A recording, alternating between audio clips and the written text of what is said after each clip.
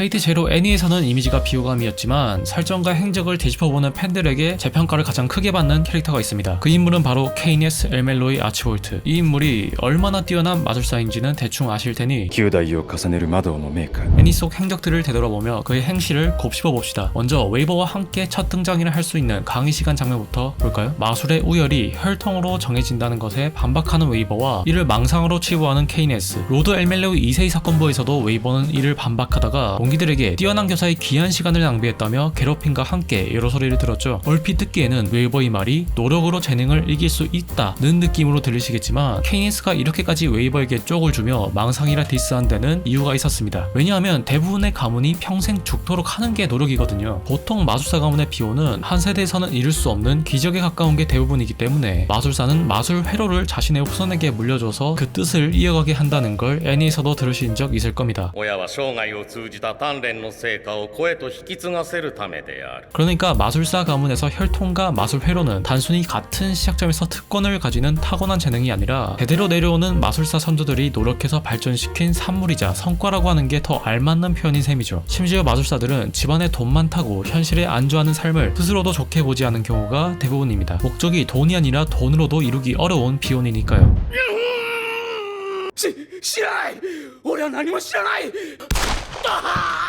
짤막하게 등장한 신지의 아버지인 마토 바쿠야 역시 마술적성이 없어도 돈 많은 가문 장남으로 사니까 나쁘지 않다는 식의 마인드를 조금 가지고 있었지만 좋기니 시키는 사쿠라 교육 그리고 마술의 적성이 없어서 자포자기하고 정신 승리하는 자신에 대한 스트레스로 술에 쩔어 살다가 5차 성배전쟁 시작 3년 전쯤에 죽었다는 걸 보면 마술사들의 생각 구조 자체가 평범한 사람이랑은 많이 다르다는 걸 알 수 있죠. 이러니 가문의 역사가 길면 길수록 마술사 조상님들이 마술에 대한 노력과 발전을 엄청나게 했을 확률이 높고 그런 만큼 마술 회로가 짱짱한 게 당연하니 이런 기본적인 노력량의 차이를 부정하는 웨이버의 논문은 망상이라 치부할 만한 겁니다. 웨이버가 말한 것처럼 혈통이고 뭐고 갑자기 신참 마술사가 다른 가문이 수백 년의 시간에 걸쳐서 이루어낸 노력의 성과를 뒤집을 수 있다면 그건 애초에 사람이라 불릴 수 있는 레벨이 아닌 천상계급 재능일 테고 그것이야말로 혈통보다 더 반치급의 이야기가 되는 셈이니 웨이버가 그렇게 강조하는 노력을 스스로 상충시켜버리는 모순이 생겨버립니다. 차라리 극악의 확률로 돌연변이가 생겨 높은 밸류의 마흔을 가지고 태어난다는 가정이나 일반인이 모종의 사건으로 근원에 다 엄청난 능력을 가진다는 이야기가 더 일리 있는 말이죠. 그러니 이런 웨이버의 논문을 다 읽어주고 대답해준 게 대단한 겁니다. 쪽주는 방식이 영 좋지 않았을 뿐이죠. 나중에 웨이버도 자신의 잘못된 흑역사를 되돌아보며 대답해준 케이네스에 대한 존중을 표합니다. 사건부 애니 특별편에서도 웨이버가 좋은 차관점으로 질문할 때 着眼点は悪くない 인정할 건 인정하기도 했죠. 理論は正しくても君程度の血統では実践できん 이건 차갑게 들리만 했지만 웨이버 혈통으로는 한계가 있을 테니 다른 부분의 노력을 추천하는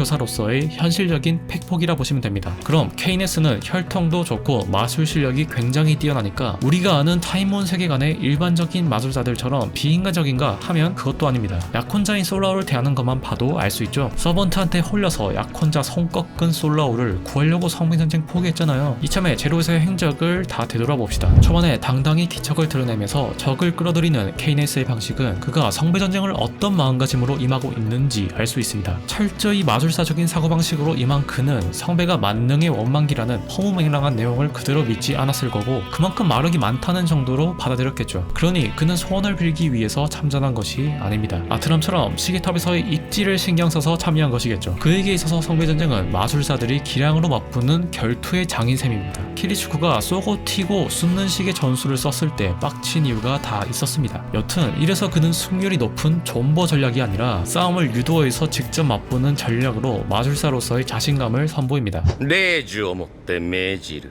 主よ 되돌아보면 버서커랑 팀을 맺고 세이버를 치는 것도 전략적으로는 옳은 판단이었죠. 단지 랜서의 기사더와 라이더의 난입으로 명주만 하나 날린 꼴이 되긴 했지만요. 결과론적인 이야기이긴 하지만 케이네스의 성격에 기사더와 낭만이 조금이라도 첨가되어 있었다면 여기서 세이버와 함께 버서커를 몰아붙일 찬스였을지도 모르겠다는 생각이 드네요. 그 후에 슬슬 트러블이 생기기 시작한 건 랜서의 패시브 메로의 점에 약혼녀 솔라오가 넘어가면서부터인데 따지고 보면 솔라오만 없었어도 랜서 진영의 관계는 훨씬 원활했을 겁니다. 서번트를 도구 취급하는 KNS긴 해도 서번트 쪽이 그걸 감당할 수 있을 정도로 충심 높은 랜서니까요. 물론 그것보다 상대가 영 좋지 않은 매치업이라 결과가 크게 달라지진 않았을 것 같지만 적어도 이렇게까지 비참하게 죽진 않았겠죠. 그 와중에 같이 죽은 약혼자는 죽기 직전까지 랜서만 찾았을 텐데 참으로 안타까운 체험입니다. 이렇게 키리츠쿠에게 당한 것은 생각의 틀이 넓지 않아서 생긴 방심도 한몫했습니다. 예를 들면 호텔 플로어를 통째로 빌려서 공방을 만들고 수많은 함정을 팠는데 無数のトラップに廊下の一部は異界化させている空間もある